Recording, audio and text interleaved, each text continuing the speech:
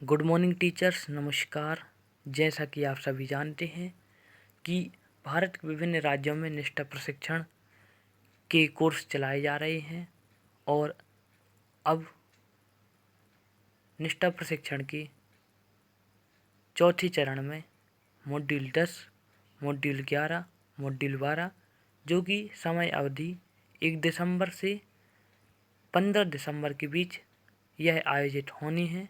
और उसी क्रम में आज हम मॉड्यूल 10 के, जिसका विषय है सामाजिक विज्ञान का शिक्षण शास्त्र, उसकी प्रश्नोत्तरी के साथ आए हैं। तो आप सभी इस वीडियो को देखना ना भूलें और यदि अभी तक आपने हमारे चैनल को सब्सक्राइब नहीं किया है तो सबसे पहले आप इस चैनल को सब्सक्राइब कर लीजिए और बेल आइकन भी दबा लीजिए, जिससे आपको वीडियो की नोटिफिकेशन सबसे पहले मिल सके। और एक हमारा व्हाट्सएप ग्रुप है जिसमें निष्ठा प्रशिक्षण संबंधी महत्वपूर्ण जानकारी टीचरों के माध्यम से भेजी जाती हैं। तो आप उस ग्रुप में जुड़ने के लिए इस वीडियो के डिस्क्रिप्शन बॉक्स में एक लिंक दी गई होगी, जिसके माध्यम से आप जुड़ सकते हैं। और इसी चैनल पर मॉड्यूल 1 से लेकर मॉड्यूल 9 तक की प्रश्नोत्तरी दी गई हैं। यदि आप देखना चाहते हैं तो आप इसी चैनल ओपन करेंगे तो आपको वीडियोज में मिल सकती हैं। तो अब हम प्रारंभ करते हैं। पहला क्वेश्चन है, राजतंत्रात्मक शासन की प्रणाली में कौन निर्णय लेता है और सरकार चलाता है? इसमें महत्वपूर्ण टर्म राजतंत्रात्मक है। ऑप्शन ए है प्रधानमंत्री, ऑप्शन बी राजा या रानी, ऑप्शन सी राष्ट्रपति, ऑप्शन डी मुख्यमंत्री।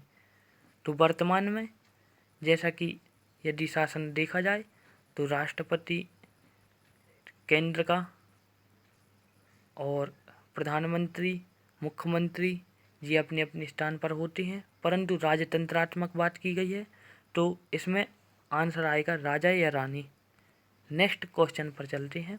सामाजिक विज्ञान सामाजिक अध्ययन वर्ग में मार्क संसद का संचालन करने का मुख्य कारण क्या है? ऑप्शन ए है राजनीति विज्ञान की अवधारणाओं को याद रखना, ऑप्शन बी राजनीतिक संस्थाओं के कामकाज की कुछ समझ विकसित करना, ऑप्शन सी स्कूल के लिए धन जुटाने के लिए, ऑप्शन डी कक्षा में छात्रों के व्यवहार का आकलन करने के लिए। इसका आंसर है राजनीतिक संस्थाओं में के कामकाज की कुछ समझ विकसित करना। नेक्स्ट क्वेश्चन है, एक ग्लोब के बारे में निम्नलिखित बयान में से कौन सा सही नहीं है? ऑप्शन ए ग्लोब महाद्वीपों का सही आकार नहीं दिखाता है, ऑप्शन बी एक ग्लोब की विशेषताओं में अक्षांश और देशांतर हैं, ऑप्शन सी ग्लोब पृथ्वी का एक मॉडल है, ऑप्शन डी स्पर्श ग्लोब विशेष ज़रूरतों वाले बच्चों के लिए इस्तेमाल किया जा सकता है। इसका आंसर होगा ग्लोब महाद्वीपों का सही आकार नहीं दिखाता। इसमें मेजरमेंट होते हैं जो कि नीचे दिए रहते हैं। नेक्स्ट है 23.5 डिग्री दक्षिण अक्षांश के रूप में जाना जाता है। ऑप्शन ए भूमध्य रेखा, ऑप्शन बी कर्क रेखा, ऑप्शन सी मानक मध्याह्न रेखा, ऑप्शन डी मकर रेखा। इसका आंसर होगा मकर रेखा। नेक्स्ट है निम्नलिखित में से कौन सा कथन सही है? ऑप्शन ए देशांतर रेखाओं को समांतर रेखाएं भी कहा जाता है, ऑप्शन बी अक्षांश रेखाओं को मेरिडियन कहा जाता है, ऑप्शन सी देशांतर की सभी रेखाएं लंबाई में भिन्न होती हैं, ऑप्शन डी अक्षांशों की सभी रेखाएं भूमध्य रेखा से छोटी होती हैं। इसका आंसर होगा ऑप्शन डी अक्षांशों की सभी रेखाएं भूमध्य रेखा से छोटी होती हैं। नेक्स्ट, कॉलम ए को कॉलम बी के साथ मैच करें और नीचे दिए गए कोड का उपयोग करके सही उत्तर का चयन करें। ऑप्शन ए है पांडुलिपियां का आपको बनाना है, ऑप्शन बी शिलालेख, फिर सी स्मारक और ऑप्शन डी है पुरातात्विक साक्ष्य। इसमें आप जोड़ी बनाना है। जोड़ी यदि आप बनाएंगे तो आपको आंसर मिलेगा, ऑप्शन ए होगा पांडुलिपियां। पांडुलिपियां जो कि होंगी,